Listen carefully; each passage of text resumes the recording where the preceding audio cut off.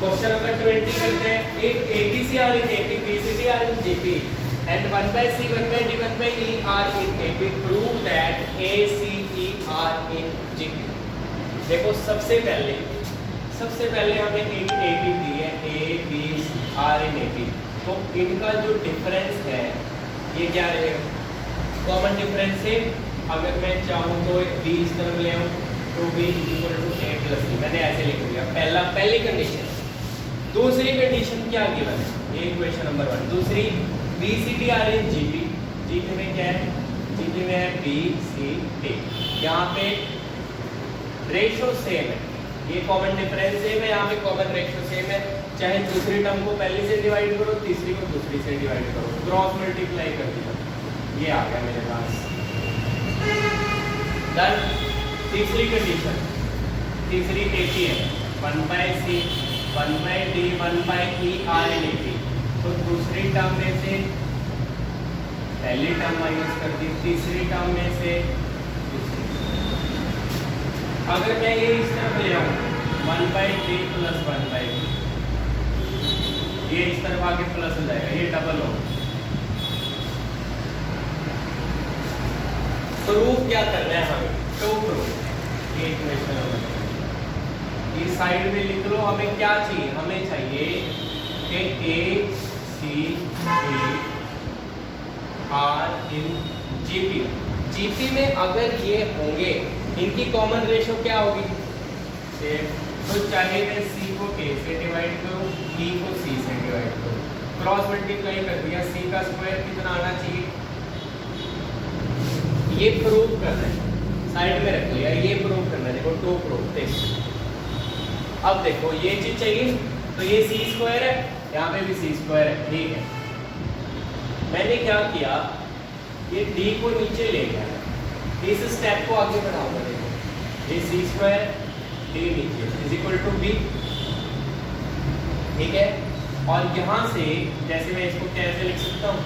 C square 1 by D is equal to, मैं ऐसे लिख सकता हूँ 1 by D को पता लग करके थोड़ा सा यहाँ से वैल्यू निकाल लो 1 by D, ये जो 2 है इस तरफ आके डिवाइड, इसको इक्वेशन नंबर 3 यहाँ तक चलेगा? चलेगा कि नहीं? D की वैल्यू यहाँ पुट कर देंगे, 1 by D की value 1 by 2, 1 by E, 1 by C is equal to B। ये 2 जो है ऊपर भेज दिया, यहाँ पे C स्क्वायर बचा 1 by E, 1 by C, ये 2 ऊपर भेज दिया 2B। 2B की वैल्यू कितनी है? A प्लस, तो ये C square 1 by E, 1 by C, और 2B की वैल्यू यहाँ से पुट कर दी यूजिंग 1, और ये मैंने यूजिंग 3 किया। 1 by D की वैल्यू 3 में से पुट कर दी, 2 ऊपर, 2B की वैल्यू 1 में से, ये अंदर मल्टीप्लाई कर दो।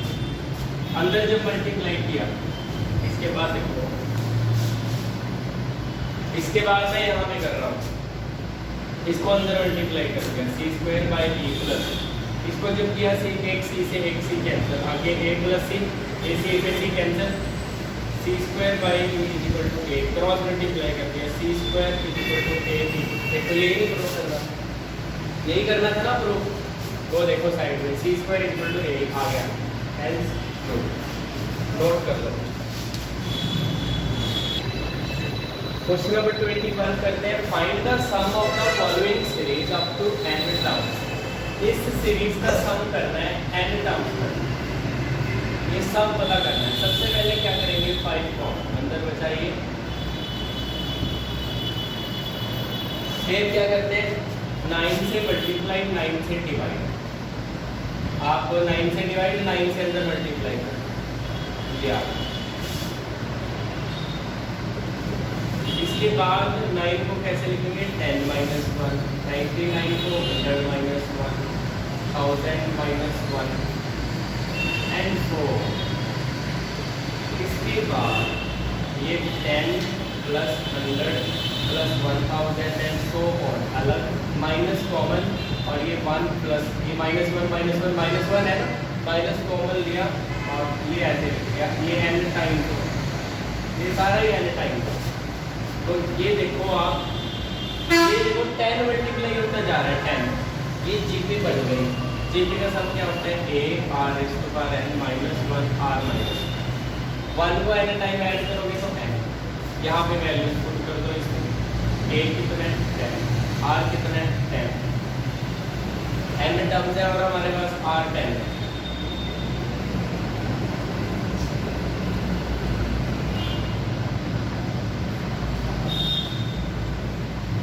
इसको अंदर मल्टीप्लाई करो 50 by 81 and this one n minus 1 minus 5 10 by 9 answer. ये सॉल्व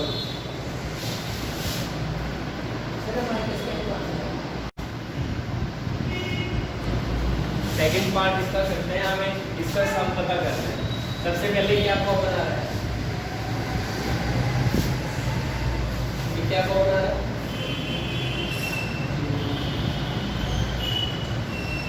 6 को बना रहा है।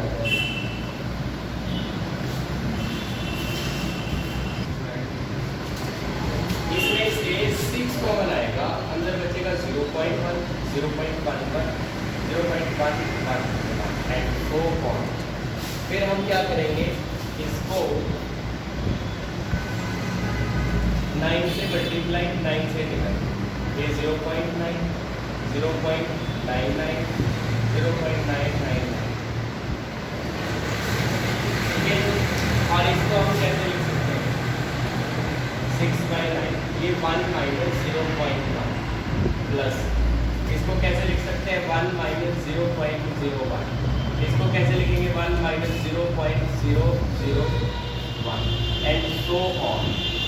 ये 6/9, ये कितना है 1 प्लस 1 प्लस 1 n टाइम्स, ये देखो minus minus minus minus common ले लिया, आंसर क्या बचा 0.1 0.01 0.001 एंड सो ऑन।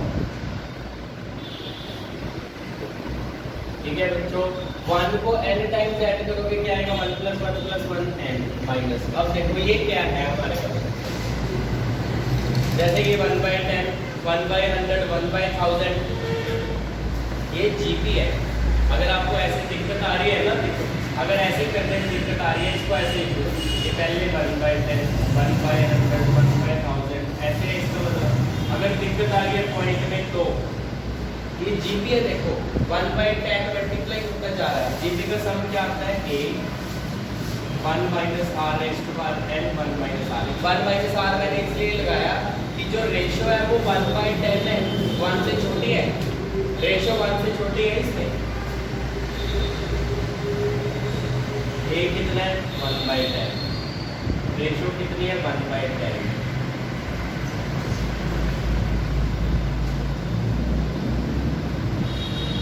ठीक है जी, इसको सॉल्व करते हैं फिर हम। यहाँ पे सॉल्व करता हूँ, इसके बाद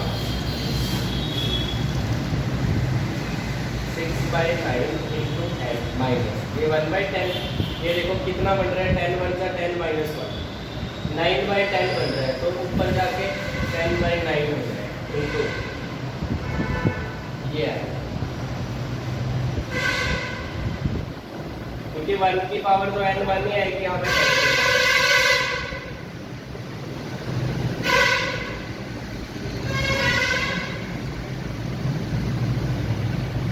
इसको अंदर मल्टीप्लाई कर दिया, ये हमारे पास आंसर है, आप नोट कर सकते हैं। क्वेश्चन नंबर 27 करते हैं। A farmer buys a used tractor for ₹12,000. He pays ₹6,000 cash.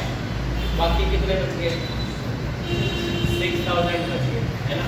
And agrees to pay the balance in annual installment of 500 plus 12% interest on the unpaid. जैसे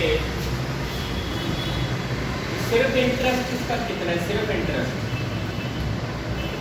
देखो अनपेड अमाउंट कितना है 6,000। 500 तो देगा ही देगा, वो हर महीने 500 500 500 जो अनपेड है वो 500 दे। पहले देखो अनपेड कितना है, कॉस्ट 12,000 है, 6,000 एडवांस दे दिए, अनपेड कितना है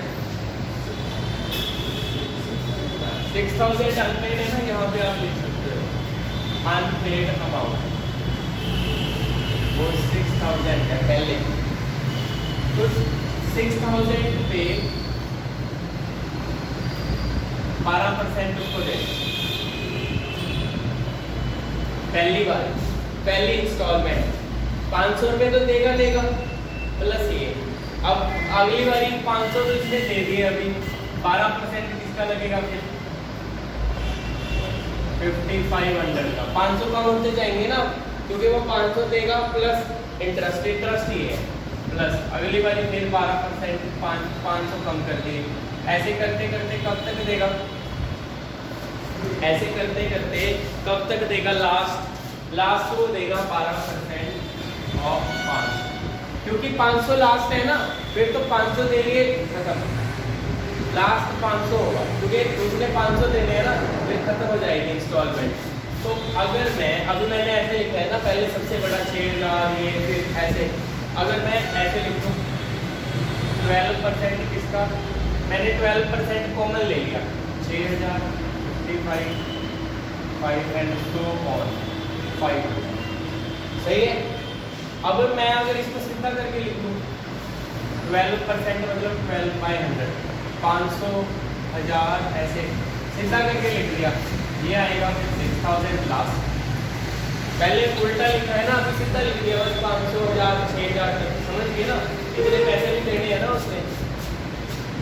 और ये क्या है,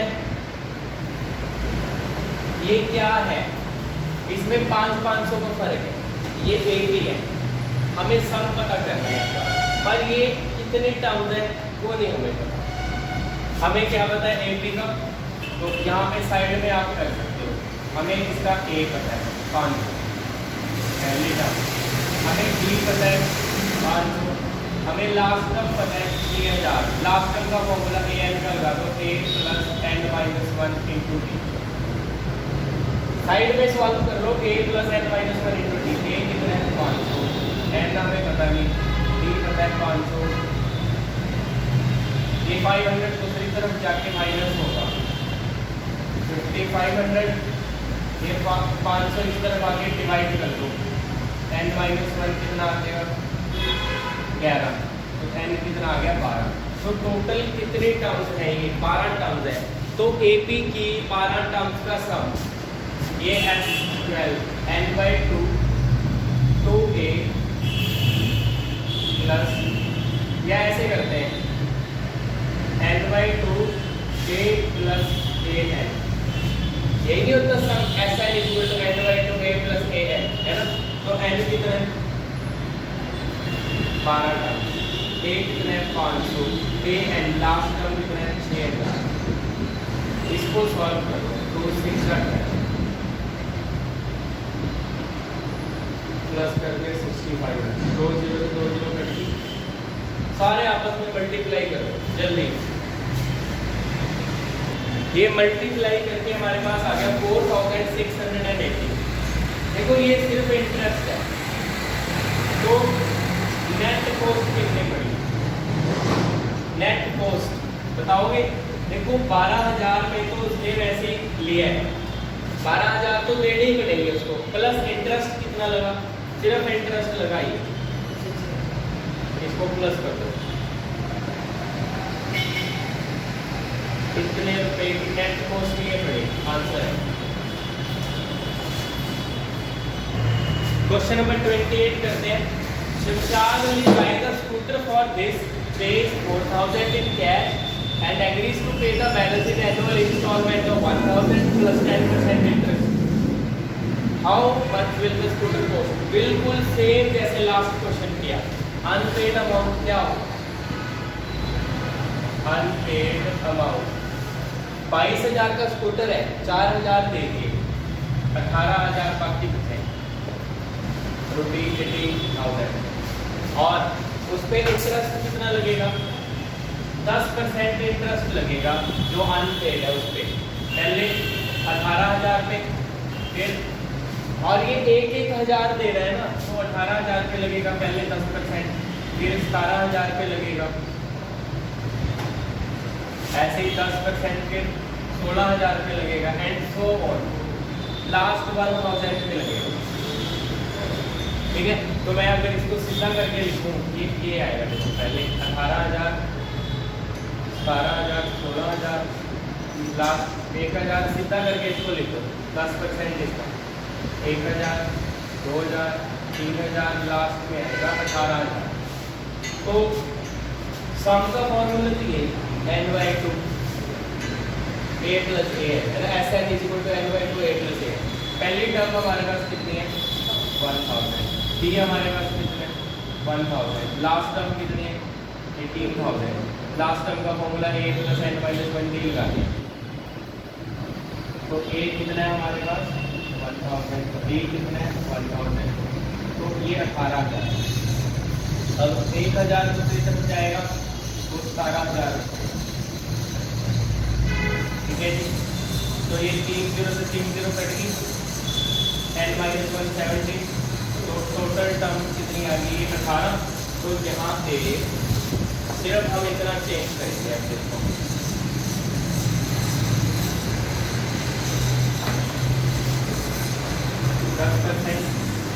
n 18 a 1,000 है, a n कितना है 18,000।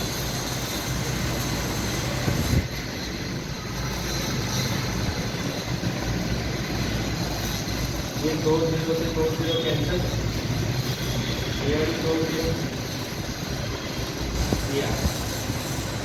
कितना इंटरेस्ट है। अब कॉस्ट कितने की थी 22,000।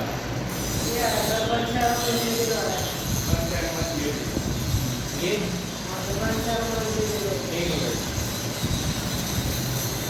ओ पता नहीं मैंने कैसे लिख दिया, ये आ रहा है 1,7,1,0,0, पता नहीं मैंने गलत क्यों कर दिया, ये है गलती से लिख दिया होगा 1,7,1,0,0, इसको प्लस कर दो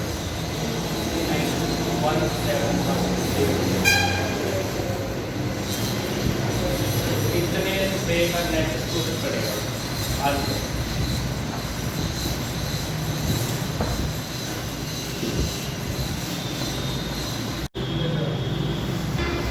क्वेश्चन नंबर 29 करते हैं। A person writes a letter to 4 of his friends. एक बंदे ने चार दोस्तों को एक लेटर भेज दिया। He asks each one of them to copy the letter and mail to 4 different person. एक बंदे ने चारों को भेजा, उनको बोल दिया कॉपी करके आगे चारों को और भेज दो। ठीक है ना, with the instructions that they move the chain similarly। अब क्या होगा, जैसे सिमिलरली आगे से आगे चारों को भेज रहे हैं। ठीक है, और एक लेटर को पोस्ट करने में 50 पैसे चार्ज पड़ता है, 50 पैसे। अगर 8th सेट मेल कर दे टोटल कॉस्ट कितनी आएगी देखो। पहले बंदे ने 4 को भेजा, आगे 4 दोस्तों ने चार को आगे भेज दिया, 16 को भेज दिया ना, स्क्वायर हो गया। आगे और एक चारों को भेज दिया तो क्यूब हो जाएगा। ऐसे ही power 4 and so on. Last set कितना आएगा, क्योंकि 1 से स्टार्ट किया पावर 1 से। 8th सेट में 4 रेज़ टू पावर कितनी आएगी 8। तो ना नंबर ऑफ लेटर्स पोस्टेड वो ये आया, बीच में प्लस लगा दो। हाँ जी, आपको मेरी बात समझ आई। पहले दोस्त ने 4 किए, उसके बाद 16, उसके बाद 64, फिर आगे 4 से मल्टीप्लाई 128 एंड सो ऑन। समझ गया। तो ये क्या है जीपी। तो जीपी में रेशो कितनी है 4 और इसका ए कितना है 4। रेशो जो मल्टीप्लाई होती जा रही है वो भी 4। तो सम कर दो बस, formula A R raise to power n minus 1 R minus 1। A कितना है 4, आर कितना है 4, एन कितना है 8। 4 रेज़ टू पावर 8 सॉल्व करिए, कितना आ रहा है 4 रेज़ टू पावर 8। हाँ जी, ये मल्टीप्लाई करके देखो 4 रेज़ टू पावर 8 सॉल्व किया, -1 किया, 3 के कैंसिल करके ये बचा। अभी मैंने मल्टीप्लाई नहीं किया, ऐसे रख लिया। ठीक है, देखो एक लेटर मेल करने में 50 पैसे लगते हैं, तो टोटल कॉस्ट कितनी आएगी। Amount spend and on postage. देखो एक जो लेटर है ना वो 50 पैसे का है, इसको रुपीज में कन्वर्ट करो, डिवाइडेड बाय 100, 1/2 आ गया ना, 1/2 रुपीज इनटू कितने लेटर है टोटल, कितने हैं, इससे मल्टीप्लाई। ये देखो 52 का 2 का और इसको 2 से मल्टीप्लाई करो, ये 63690, क्या आंसर है?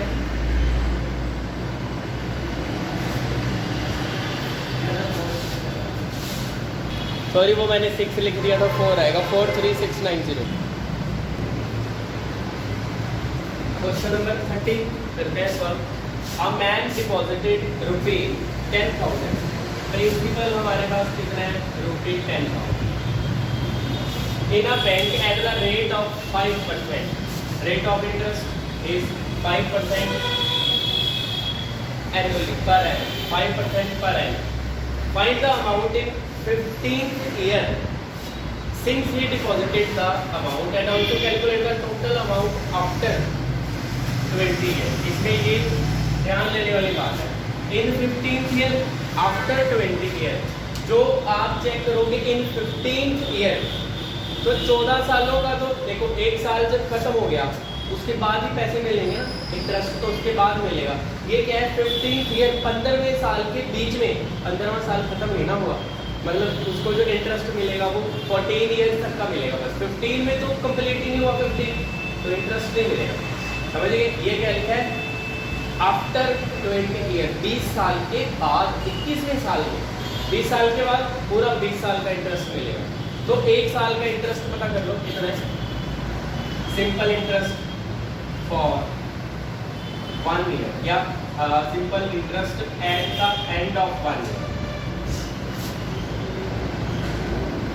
एक साल के एंड में उसको कितना इंटरेस्ट मिल रहा है वो कैसे निकलेगा, PRT/100, ऐसे ही करते हैं, ये तो सिंपल इंटरेस्ट है।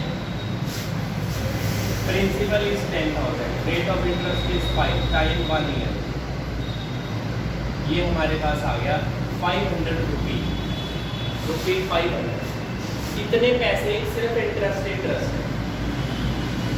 डन, अब अमाउंट पता करेंगे।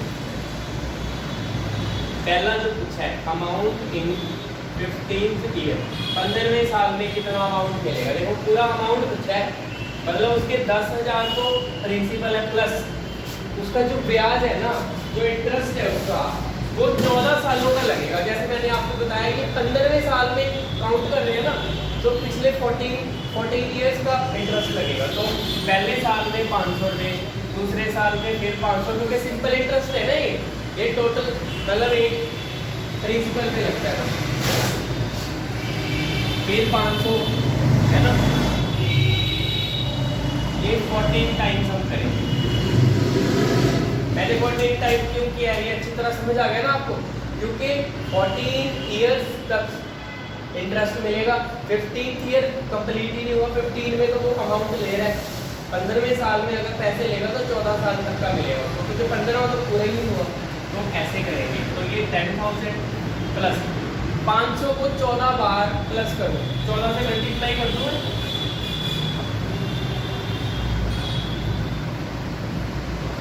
ये आ गया 17,000,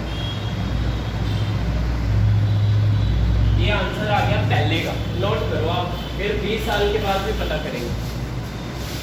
नेक्स्ट पता करते हैं कि 20 साल के बाद उसको कितना मिलेगा, amount after 20 years, amount after 20 years, 20 सालों के बाद, 21वें साल में, 20 सालों में तो पूरा ब्याज उसको मिलेगा, तो ये 500 अब 20 टाइम होगा, तो इसको 20 से मल्टीप्लाई कर 10,000 प्लस 10,000 20,000, आंसर।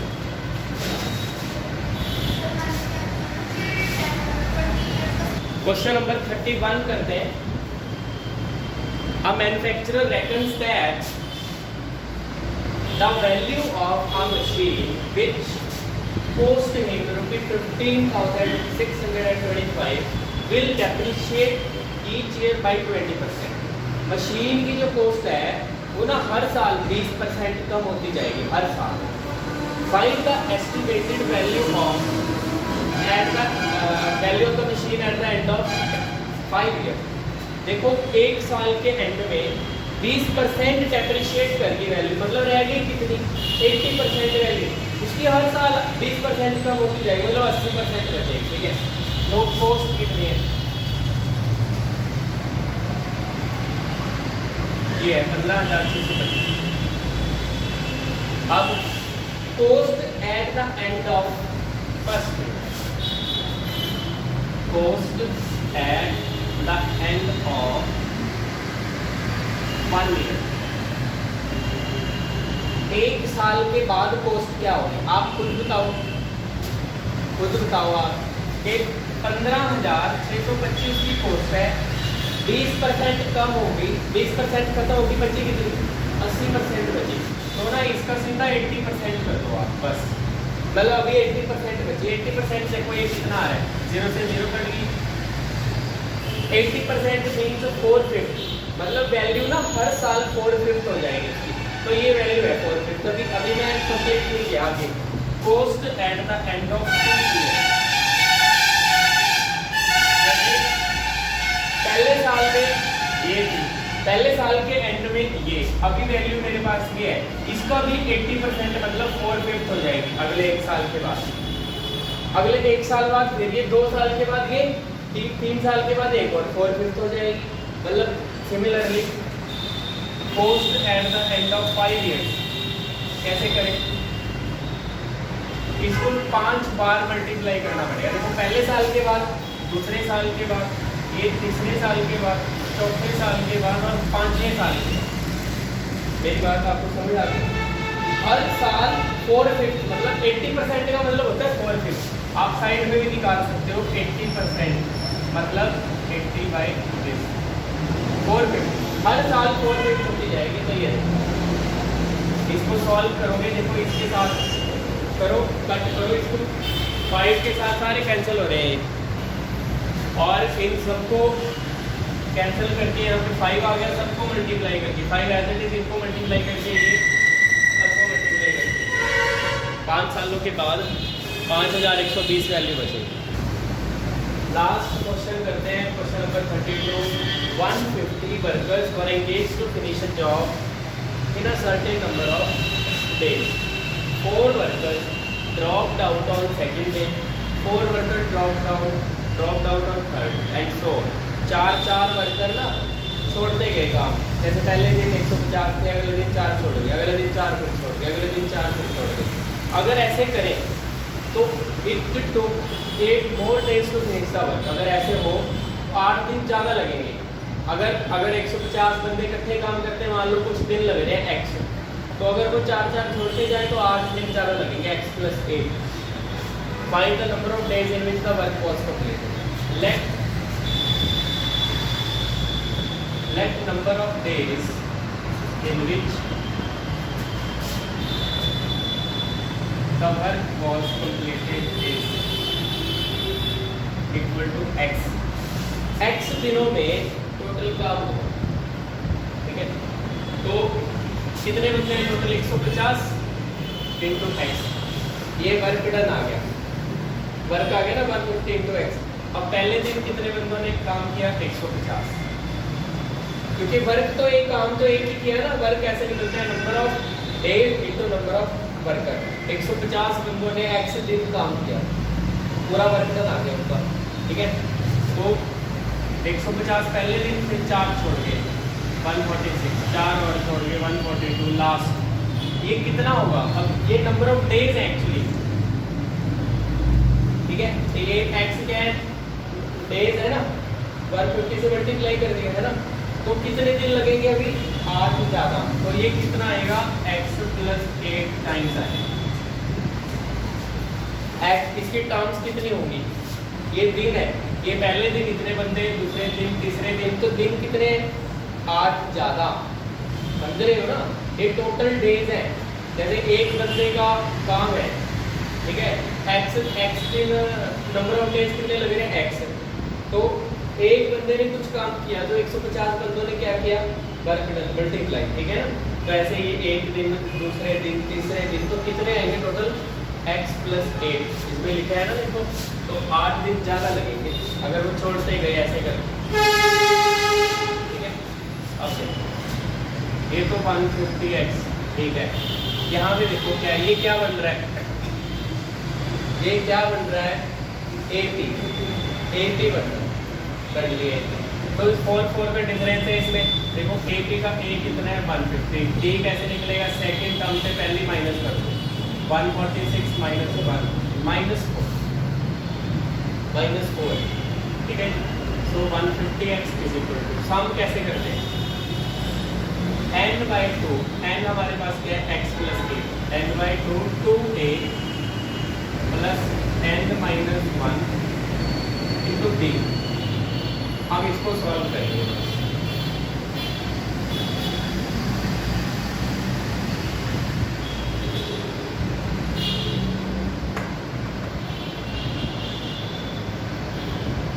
ये x + 7 है, -4 के साथ मल्टीप्लाई करते हैं, -4x 7 4 का 28।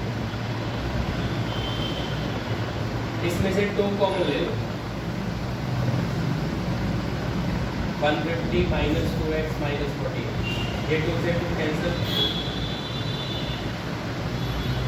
150 - 40, एक काम करो इसमें से 2 और है, ये 2 यहाँ पे कैंसिल हो, यहाँ पे बचा 75x, यहाँ पे x + 8 और इसमें x, 75 - 7 68 - x। अब इनको मल्टीप्लाई कर दो वापस, अब आप इनको मल्टीप्लाई कर लीजिए, देखो ये मेरे पास है 75x = 68x प्लस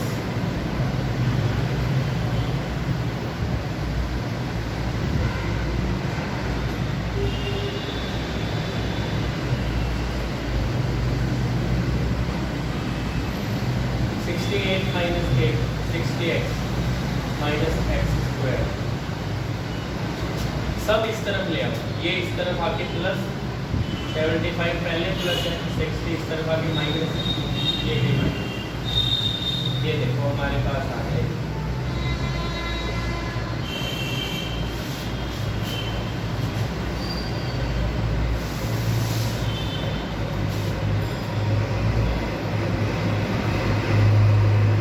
एक क्वाड्रेटिक इक्वेशन बन गई, इसको सॉल्व करेंगे। देखो हमें इसके बनाने हैं फैक्टर, मल्टीप्लाई करके आना चाहिए 544 प्लस माइनस करके 15, 544 आ रहा था 8 × 68 करके, 68 को ओपन कर लिया, ठीक है। ये आगे 2 × 4 4 × 17, 68 इस साइड के सारे रखिए, 32 और 17 ये आ रहा है, 32 और 17 माइनस करके 15, ठीक है। तो मैं 32 और 17 यूज़ करूँगा, 32x में से 17x माइनस कर दो, 15 मल्टीप्लाई करके आ रहा है माइनस का 5 x कॉमन अंदर बचा दीजिए, 17 × 32 5 x + 32 x - 17, तो इसको 0 कर दो एक बार इसको 0 कर दो, इसको 0 करेंगे तो x माइनस का 32, इसको 0 करेंगे तो x 17। अब x क्या है, नंबर ऑफ डेज, माइनस में पॉसिबल ही नहीं, therefore x = 17 आंसर है। तो अगर 150 बंदे इकट्ठे काम करें 17 दिन में हो जाएगा।